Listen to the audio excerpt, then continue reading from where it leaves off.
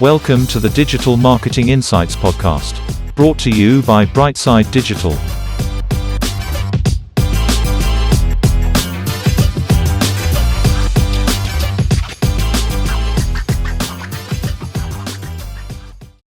Hi everyone, welcome to the show. I'm delighted to say that we have Tom here, who's the founder of SEOwind. How are you doing, Tom?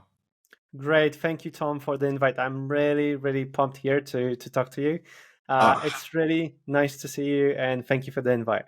You're more than welcome, and I'm actually super pumped and excited to see you as well, buddy. And I've loved everything I've seen about you.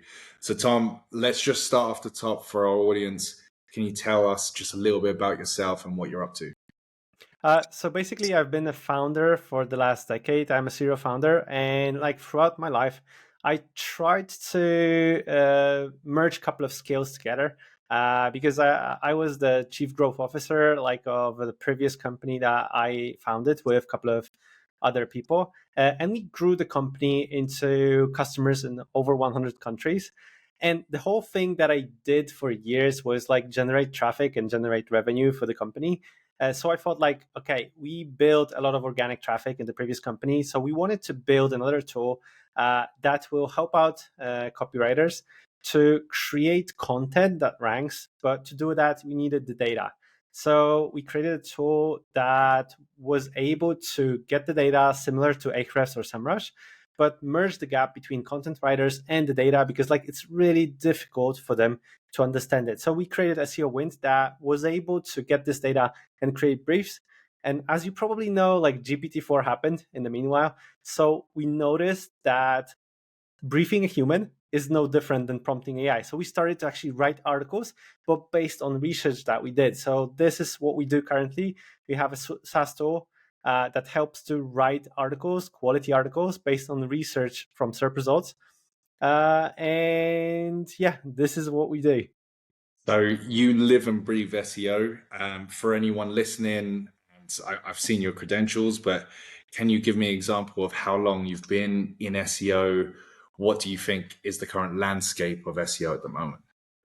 I've been in SEO for the last 15 years. I had an agency, then I started to build my own SaaS product. And now there's another product that I'm building, which is so much fun to build something on your own. But at the same time, I can see that SEO didn't change much for the last 20 years. I know that's controversial to say.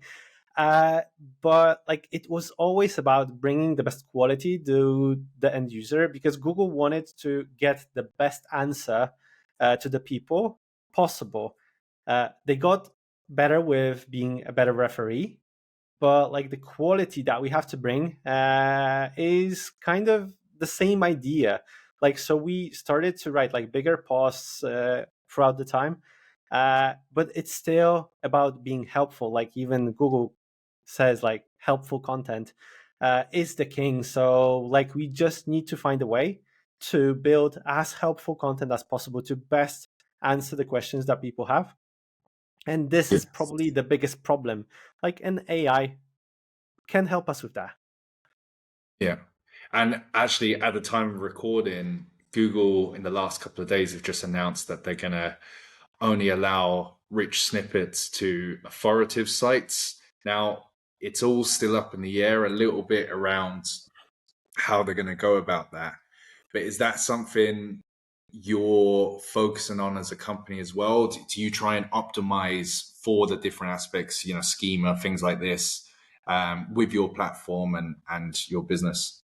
At the moment, schema markup is not a part of our tool, but definitely we will go into that. I believe it's just schema markup is a better way for Google to scrape the data from our website, because it's a structured way of identifying what's on the website. So if we can help out Google with understanding that, that's definitely going to help. But we also have to understand how Google changes in the whole AI landscape. And Google will add more and more non-click searches. So for example, if FAQ schema markup doesn't have the impact that it used to have, because I think it was April, actually, end of April, they announced it 3 months later. But basically, end of April, they removed the whole frequently asked questions schema markup from mobile, like, which is like tremendous change from organic perspective. So they will go into more and more non-click searches, but still organic is something that can drive a lot of traffic. Yeah, really good point. And your software for a second, because obviously this is now your body of work, I suppose. Um, would you say it's best for kind of longer tail organic keywords that you want your website to rank for? If business owners are listening, is that the main driver of your SaaS software? So basically what we do long form content mostly. Like, this is what we specialize in. Also, like, you can do landing pages to identify what's the search intent behind a landing page and a keyword that you want to rank for. But bread and butter for us, like, it's articles, blog posts that can drive organic traffic, because we're able to identify exactly what others are writing about and to do the whole research using a little bit of AI, which simplifies the whole research, structure the data in a specific way, and then provide it to AI to help us out to write articles. But like, we're massively prompting massively AI. So when we're writing, for example, 3,000 word article, we're prompting it like with 7,000 words. Like, so we're giving in twice as much or over as twice as much than we're getting out. Like, if I'm thinking, if I would like to write a prompt like that manually, like, forget it. Like, I'm going to writing the article from scratch. That's far easier. Really good point. And can you give me an example of maybe your software, but some of your work at play here, where you've done a campaign or there's certain work that you've done that you feel you've really improved or made something really successful? I can give you a case study, because like what we thought, like, I've looked for case studies of using AI, how it impacts organic traffic. And to be honest, I couldn't find something that is credible that would show me exactly how it works. The best case studies brought additional like 40 clicks per month, like, which is basically nothing, which I thought, no, I want to see actually how it works. So the first thing that I did a bulk like creation of articles using GPT in the simplified way, like, because I'm a half a programmer, half a marketer, half a sales guy. Like, I can do a lot of things like on my own. So I use GPT API, like, and I did a dictionary kind of creation of articles. I've created about 2,000 articles using like really simple way of using GPT as a search engine. So like, I asked the question, write me an article about this and that. And I published like these articles on the website. And guess what happened? Nothing. Like, basically nothing, because this was spam. Like, I've created a lot of spam because it was not based on research. I just asked GPT to create content that, like, to be honest, it was gibberish. Like, it was empty, shallow, like everything which you can read on LinkedIn. This was basically it. Like, nothing to be afraid of. But then what we did, because we have a tool to do the research and write a brief that nails the search intent, checks the SERP results, like really identify the keywords that we should go after. And we did a 30-day challenge where we wanted to post 100 articles within 30 days, a little bit edited by humans, but we did 116 articles. And within 30 days, we got additional 77% of organic traffic, which basically showed us that if you create valuable content that makes sense, that is researched, like, and is something that is helpful, you can bring a lot of organic traffic. But all of the tools that I saw so far on the market, they use GPT as a search engine. So like, you just input like, I want these headings, answer them. That's the end of the prompt. Yeah, that's brilliant. And so just to dive in a little bit more in that, for your own website and stuff, and for businesses listening, do you think that's probably one of the best strategies right now, is to produce really high quality articles using AI, but also adapting them with your own knowledge and experience, and then tactically publishing them, with the kind of targeted keywords using your software or something like that? So basically, what I see, a couple of years ago, you could find there was a term 10x developer. Like, so a person that can deliver like 10 10x much more value than any other developer. Right now, thanks to AI, there can be 10x everybody. Like there can be a 10x salesperson, content writer, everything. So like definitely what I see, there is a decline in Google Search Consoles. Like I have access to many Google Search Consoles, and I can see a decline in organic growth, like of companies that were stable for the last couple of years since March when GPT-4 was announced. And in my opinion, it's just the pace of the growth of the internet. Like this is what we see. If you don't use AI, it's extremely hard to compete with everybody that uses it. Because like I can create an article of 4,000 words that is quality article using AI for research. And I'm like having a team like me and AI as a team within probably 1.5 hour, 2 hours. And if I would do it manually on my own, it would take me probably 2 days. So how can I compete with that? Like I know that AI has superpowers, humans have superpowers. Let's combine them together and let's use them because it's worth it. Like I call it cyborg method. So basically work in a team with AI, like brainstorm with them. It's not that AI is always right. Like you can actually say to AI, like, look, I think it's different. Like, so this is your proposition. This is my proposition. Let's work together like in a team and let's create something really awesome. And just to kind of talk about the content itself, especially if I was a content creator or article writer or copywriter, and I was looking at what the trying to hit the kind of Google algorithm, trying to hit key factors. So I suppose quantity is an important factor to some extent. It obviously has to be a quality post, but there is an amount, there's a threshold, the amount of quantity that's on a page to deem it valuable. And then I suppose, is there other key aspects you'd recommend to creating copywriting, like adding FAQs or video or anything else? Could you tell me what you see as the perfect content page, I suppose, is the overall question. So definitely check out the SERPs. Like SERPs will tell you everything because the search intent is there. And by SERPs, I mean go into Google, check exactly who ranks for these specific keywords, go to these pages, scroll through just to see what they're doing in a good way, and use them like as kind of puzzles, like put together things together to help you out to identify the search intent and treat them like as like a mirror, kind of like it shows you exactly what you should do. Of course, if you can add value on top, that's awesome. One thing is to nail the search intent. The other thing is to add like special matter expertise on top of that. Add value, as much value as possible.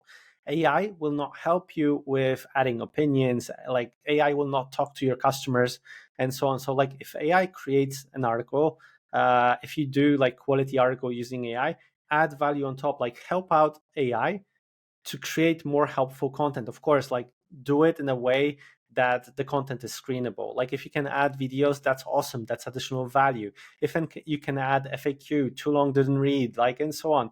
Everything that helps people to scroll through and screen through the whole content, it's helpful. Like if you don't want to look at your own content because it looks like one big bulk text, like how do you expect others will treat it? Like add images, add links, internal links, like, and everything that is helpful for people to screen through it and understand what you're writing about, find the answers that they want. So I'm in for everything that helps with that. I'm glad you mentioned internal links because it is something I often explain to business owners and stuff as well. Just this is kind of an SEO marketer to another SEO marketer. Do you recommend you identify these long tail keywords for your blog section or your news section? You write that post around something, and then you're doing internal links to the core pages, which might be the big keyword that they're trying to rank on the other page. Is that still a really good strategy for improving the link equity of a site? So I suppose this question. Definitely it is. Like it can be to like important pages. It can be also to product pages, because like we need to drive traffic to product pages also and show Google like that these pages are important from our perspective, because these pages drive leads from our perspective. But also when you're publishing an article, you have to think from a different perspective.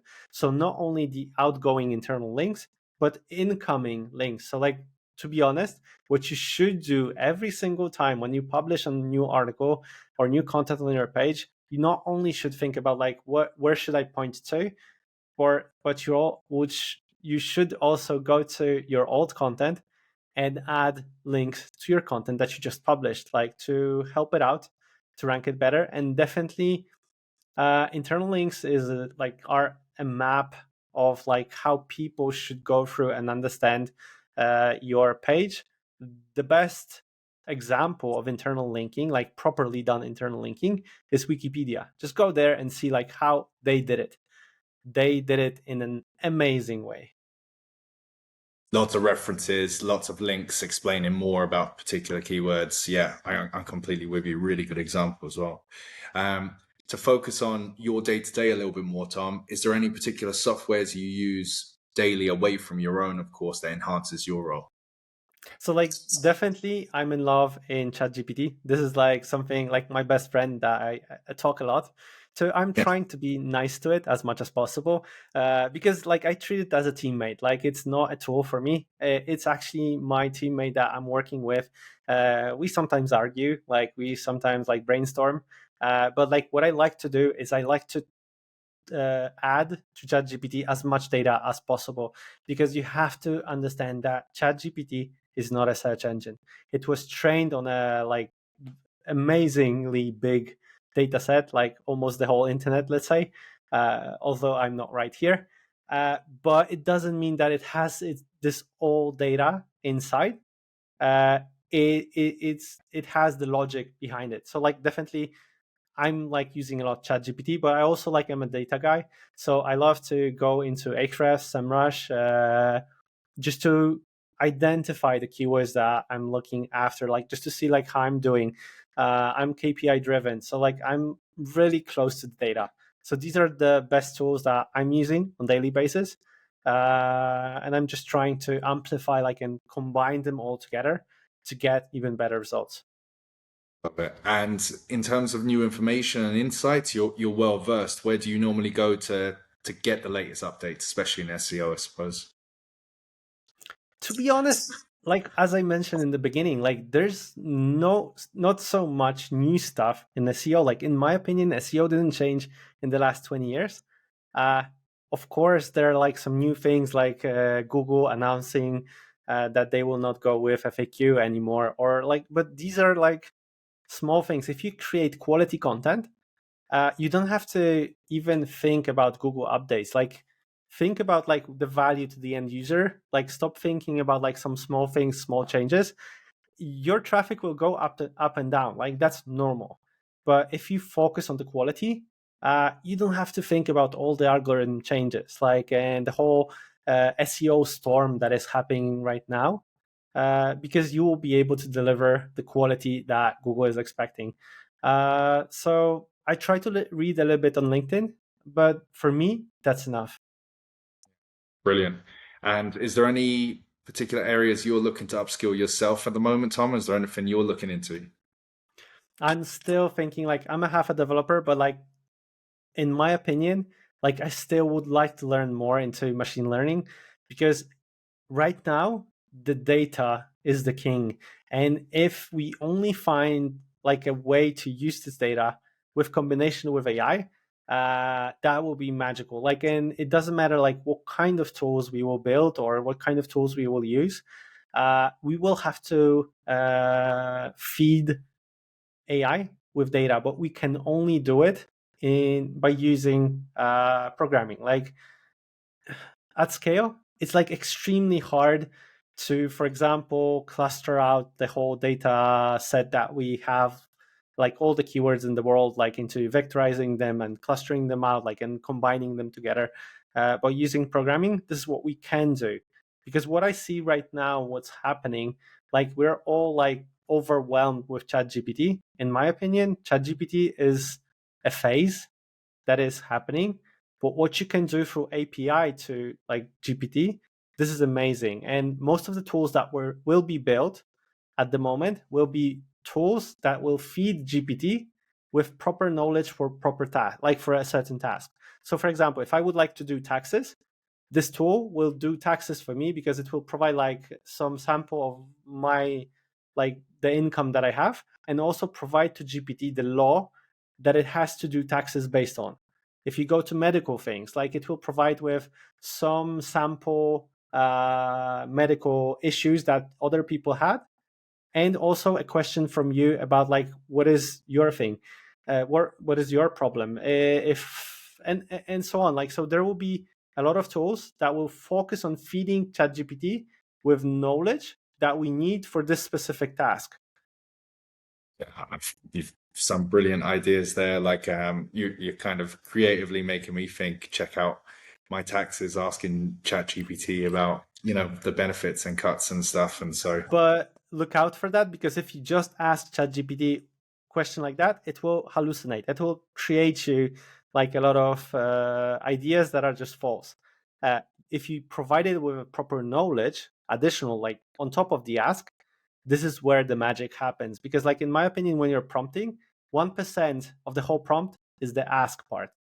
99% is providing the knowledge.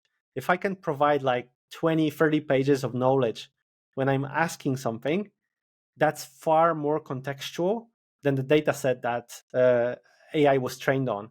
And that exactly shows like AI what to focus on. When you're doing like such tasks as a human, you get a book, like you read it through, you find certain cases, and based on that, you drive conclusions.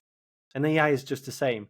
It knows how to drive conclusions, but it doesn't have like the whole internet at hands, right? yeah, completely. And you're so right. Just put in your references, put in the actual links for what you want to read, and get the data from, or the knowledge from that. But yeah, it's such a great starting point. There's so many areas people can use ChatGPT in their daily lives at the moment that people haven't considered. Even just marketing strategies, or even just your meal plans and what you're doing, or things like that. But my next big question for you is the digital industry as a whole. We'll try and make it specific to SEO, I think, Tom, but is there what would you see as the biggest opportunity for businesses or marketers right now in regards to SEO? What would be your go-to? This could work for your industry right away. I think we're in a place that we can fight with the big guys, like, and we don't have to be afraid of them, because like we can hire a team, as I mentioned, like of AI, anything, and we can scale our business. And at the same time, enterprise and big guys are afraid of AI, which gives even a bigger advantage. So definitely scale up the things that you want to do in a smart way. Really use your brain, how you can actually change the process. Don't be afraid of changing the process, and do more and better, like in any niche, like whatever you do. Like I can do more and better in SEO and content creation, and cheaper, and like with a better ROI, and use this is a huge opportunity right now. Still not many people are actually doing it because they don't know how to do it. All the tools, for example, with AI writing, like they just use AI as a search engine. So like they create this shallow, empty content. So there's not many people that can actually do it. There's a lot of people saying that they do things, but not many people actually doing it. So there's a plenty of opportunities there, and I would go for that. And to learn how AI works, go to ChatGPT, start like querying it, start seeing what works, what doesn't. Like if something doesn't work with ChatGPT, it's your fault. Like, sorry, like you have to query again and again and learn how to talk with it until you get the output that you want. That means like you or I, like I'm wrong. Like when I'm not getting the output I want. That means like that I didn't provide it with proper knowledge and proper intent of my question and so on. So there's a huge opportunity in becoming a 10x anybody. And just to touch on that, are you suggesting potentially using AI bots, trying to train them yourself and getting them to action your day-to-day tasks or certain things that you can action via a bot? I don't think like training AI or training a bot, I don't think it will resolve most of the problems. Just use ChatGPT. That's enough from my perspective. A lot of people are like misunderstanding how like training LLMs or retraining or what it means. I think in most cases, instead of training like LLM, it's better just to feed it with proper data. Like use the knowledge that it has, use how it was trained and feed it with data. Like focus on what kind of data like a human would need to fulfill this task. Like think like that. So a lot of people are asking and expecting from AI to give the same quality by providing 1% of information that you would normally give to a human. Why are you doing that? Like give the same input and expect like a similar output. So this is how I would do it. And I would use just ChatGPT or specialized tools that will help you out, like SEOwind, for example. Yeah, I like the reason why I asked you that question is there's I think AI chatbots are actually here to stay, and I think they're one of the areas a business can really optimize right now if they're in that. So instead of using a human for your live chat team straight away, you can pump in all the queries, all the questions that have come in from your business from previous live chats and stuff. So like you're saying, And put in the structure the data. data. Like that's And amazing. yeah, so and you'll find it. There's quite a few companies now that have started doing that, because especially with live chat, you don't necessarily know you're talking to a human until there's a certain threshold where you're like, I'm talking to a human. But a lot of times, people's live chats could be, I can't get into the back end of the account. Can you reset my password or something like that? Fairly standard tasks. And so I know for a fact that there's a good few companies that use the live bot, but then when it can't solve the issue, then it passes you on to the human customer service team. So it's just an example of when training your AI bots, that they are out there and they are a great resource. So that's where I was going with that. But the whole training part, as you mentioned, like it's basically it's simply creating a database that is structured in a proper way that the bot can retrieve the data like from. And LLMs are kind of easy way to implement it. The cool part is how to structure the database so the LLM knows where to take the information from. And this is like the amazing part. This is basically the same thing that I said about medical field, taxes, and so on. It's about providing proper knowledge to AI for this specific question. Like then AI will know what to do with it. Like, but because you can't feed everything to AI. Like your limit for a specific request is 32,000 tokens, which is basically 28,000, more or less 28,000 words. So your database can be much, much broader.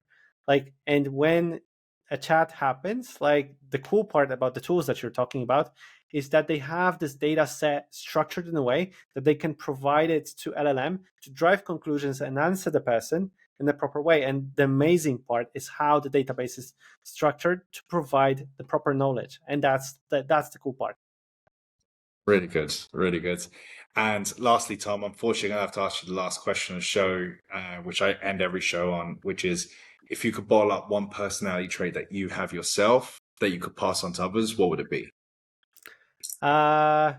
Like one thing that I really like about myself, I've learned to like it, to be honest, and I think it's a very, very positive thing. Even though that many people will think like, nah, it's not positive.